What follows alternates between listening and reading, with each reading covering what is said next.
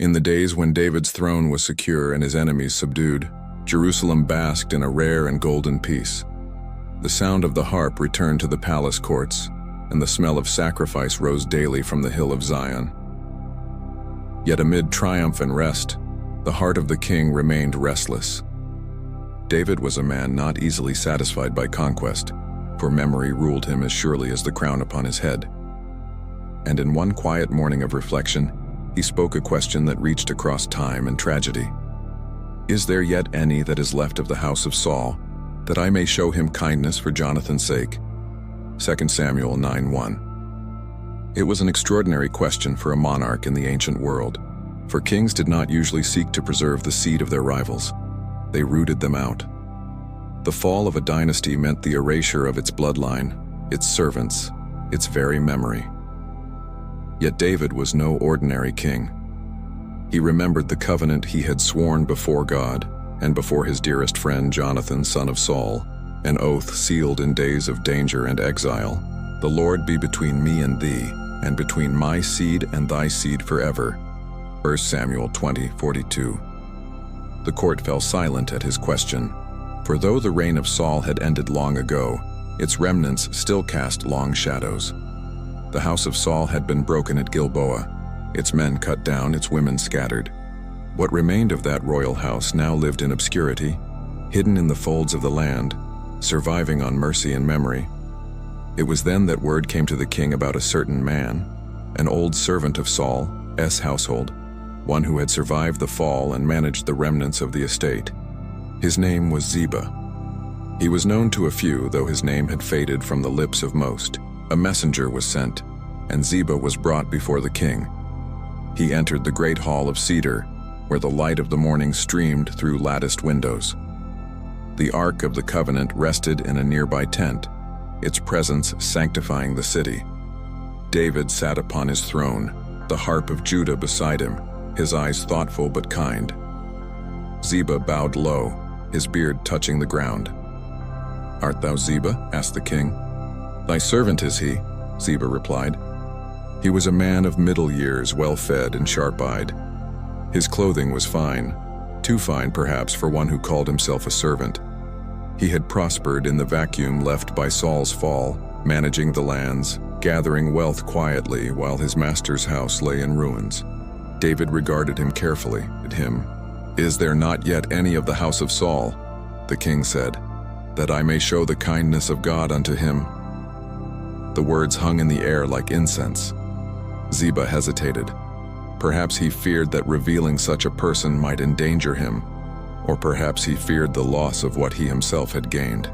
But at last he answered, "Jonathan hath yet a son which is lame on his feet."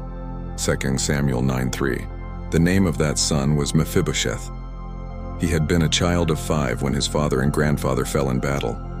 His nurse had fled with him in panic as the Philistines overran the land, and in her haste, the boy fell and became crippled. 2 Samuel 4:4. Since that day he had lived beyond the Jordan in Lodabar, a barren place, whose very name meant no pasture. To most kings, a crippled heir in exile would have been a threat to be extinguished, not a memory to be revived. But David's heart stirred with compassion. The covenant with Jonathan burned in his soul. "Where is he?" David asked. Ziba replied, "Behold, he is in the house of Machir the son of Ammiel in Lodabar." And David sent for him. When Mephibosheth came into the presence of the king, he trembled. His body was weak, his feet twisted beneath him. The journey had been long and humbling.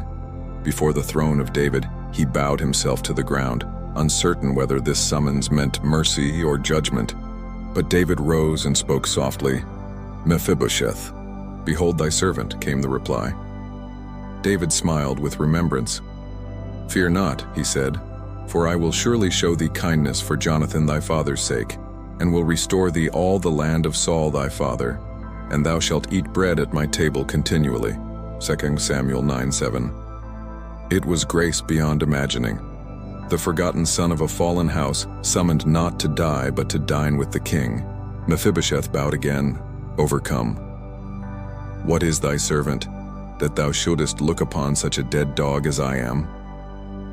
The king turned to Ziba, who had watched the scene unfold with unreadable eyes.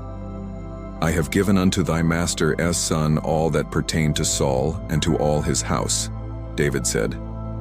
"Thou therefore and thy sons and thy servants shall till the land for him, and bring in the fruits that thy master's son may have food to eat.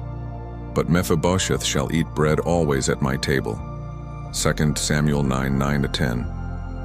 Ziba bowed low, outwardly obedient, inwardly calculating. He had 15 sons and 20 servants, a wealthy household of his own. For years he had lived off the land that once belonged to Saul. Now, by the king's decree, that land was to pass again into another's name. His words were submissive. "According to all that my lord the king hath commanded his servant, so shall thy servant do." But his heart whispered otherwise. From that day forward, Mephibosheth lived in Jerusalem as one of the king's own. Each meal he ate at David's table was an act of grace, a living reminder of covenantal mercy. He who could not walk was given a place among warriors and princes. Yet even in that circle of kindness, Ziba's eyes remained watchful. The years rolled by. David's kingdom prospered. The ark found its resting place. The borders of Israel were secured, and songs of victory filled the land. But peace is never unbroken. Within the walls of the palace, discontent began to fester, subtle at first, then dangerous.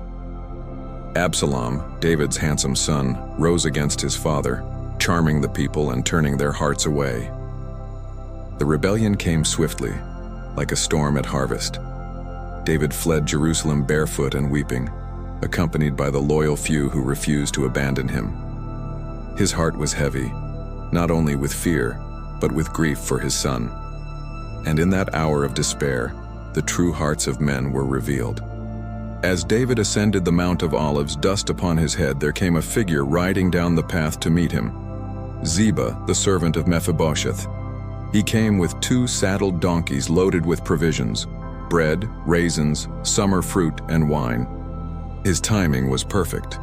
When the king saw him, he asked, "What meanest thou by these?" Ziba bowed low. "The asses be for the king's household to ride on, the bread and summer fruit for the young men to eat, and the wine, that such as be faint in the wilderness may drink." It was a display of loyalty in a moment when loyalty was scarce. David was touched but also curious. "And where is thy master's son?" he asked, meaning Mephibosheth. Then came the lie that would twist mercy into suspicion. "Behold," Ziba said smoothly, "he abideth at Jerusalem, for he said, 'Today shall the house of Israel restore me the kingdom of my father.'" 2 Samuel 16:3. The word struck David like a blow. His son Absalom had betrayed him. His counselors had turned. Now, even the crippled son of Jonathan, whom he had raised from ruin, seemed to have joined his enemies. Wearied, wounded, the king acted in haste. "Behold," he said, "thine are all that pertained unto Mephibosheth." Ziba bowed again, a mask of humble gratitude hiding his triumph. "I humbly beseech thee that I may find grace in thy sight, my lord, O king." 2 Samuel 16:4. So it was that through a single lie, Ziba gained all he desired. The rebellion raged. Absalom was slain in the forest of Ephraim, and David returned in sorrowful victory. But the kingdom he re-entered was not the same. His heart was scarred by betrayal, his judgment tempered by suffering. As he crossed the Jordan to reclaim his city, the people came to greet him, tribes and elders, soldiers and servants. Among them was Mephibosheth. The lame prince approached slowly, unkempt and unshaven, his garments unwashed from the day David fled until the day he returned in peace. 2 Samuel 19:24. His appearance spoke of mourning, not ambition. When he bowed before the king, David's heart stirred again with uncertainty. "Wherefore wentest not thou with me, Mephibosheth?" he asked. The answer came with pain and dignity. "My lord, O king, my servant deceived me. For thy servant said, I will saddle me an ass that I may ride thereon and go to the king, because thy servant is lame. And he hath slandered thy servant unto my lord the king." Then with humility that silenced accusation, he said, "But my lord the king is as an angel of God. Do therefore what is good in thine eyes. 2 Samuel 19:26-27. He added, For all my father's house were but dead men before my lord the king. Yet didst thou set thy servant among them that did eat at thine own table. What right therefore have I yet to cry any more unto the king? The truth stood revealed. Ziba had deceived both master and king. Yet David, weary from war and loss, would not reopen the wound. Why speakest thou any more of thy matters, he said. I have said, thou and Ziba divide the land. 2 Samuel 19:29. A Solomonic compromise, but one born of exhaustion rather than wisdom. For how can justice be divided between truth and falsehood? Yet Mephibosheth's answer shone with grace. Yea, let him take all, forasmuch as my lord the king is come again in peace unto his own house. 2 Samuel 19:30. It was a quiet vindication, the crippled heir choosing peace over property, loyalty over vengeance. Ziba's name fades after this. The chronicles do not tell of his end. Perhaps he continued to prosper for a time. Perhaps he was later stripped of favor. But his legacy endures not in triumph, but in warning. For he stands as the image of that ancient danger, the servant who cloaks ambition in loyalty, who bends kindness to his advantage. Mephibosheth, on the other hand, remains as a symbol of humility rewarded, not by wealth, but by honor. His story, though small in the vast epic of Israel's kings, mirrors the divine mercy that David himself once received. For the same king who lifted up the lame son of his rival had once been lifted from the sheepfold by the grace of God. In the end, the tale of Ziba and Mephibosheth is not merely about deceit and betrayal. It is about the fragile balance between mercy and discernment. David's compassion was divine in intent but human in execution. It made him beloved of God and yet vulnerable to those who would twist that love for gain. Ancient Israel's history is filled with such contrasts. Saul, who lost the kingdom through disobedience, Absalom, who sought to steal it through pride, and Ziba, who gained through deceit what he could never have earned through truth. Each stands as a reflection of the human heart, restless, ambitious, yet always within reach of mercy if it would only yield to honesty. In the great hall of David's palace, one can imagine the echoes of these lives. The table where Mephibosheth once sat, the servant's steps in the corridor, the king's sigh at dusk as he pondered the mysteries of justice. Every gesture of mercy leaves its mark, and every deception leaves its scar. Perhaps in his later years, when David composed his psalms of repentance and reflection, the memory of this moment returned to him, the thought that even his kindness had been exploited. And perhaps it was then that he wrote, The proud he regardeth afar off. The deceitful man shall not dwell in my house. He that telleth lies shall not tarry in my sight. Psalm 101, 5-7. The story of Ziba, though short in scripture, becomes a mirror of the timeless struggle between truth and expedience. His deception reminds kings and servants alike that favor gained by lies is a fleeting crown, and that the eyes of the Lord search every heart. For the kindness of David was a reflection of the kindness of God, unearned, unmerited, freely given. And Ziba's betrayal of that kindness was not merely against a king, but against the very mercy that sustains the world. So ends the tale of Ziba, the servant who betrayed a king's kindness. His name survives not among the heroes, but among the cautionary, the whispering reminder that within the courts of power truth can be twisted, and mercy, if unguarded, can become a weapon in the hands of the cunning. And in the twilight of David's reign, when the harp was silent and the king's strength waned, perhaps he looked once more toward the horizon of Jerusalem and thought of the many faces that had passed through his life. Jonathan, whose love was pure, Mephibosheth, whose loyalty endured, and Ziba, whose deceit had tested the very limits of grace. For kings rise and fall, kingdoms pass into dust, but the lessons of mercy and betrayal endure beyond the reach of time.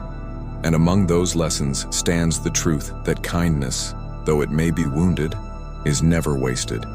For even the treachery of men serves in the end to reveal the enduring righteousness of God.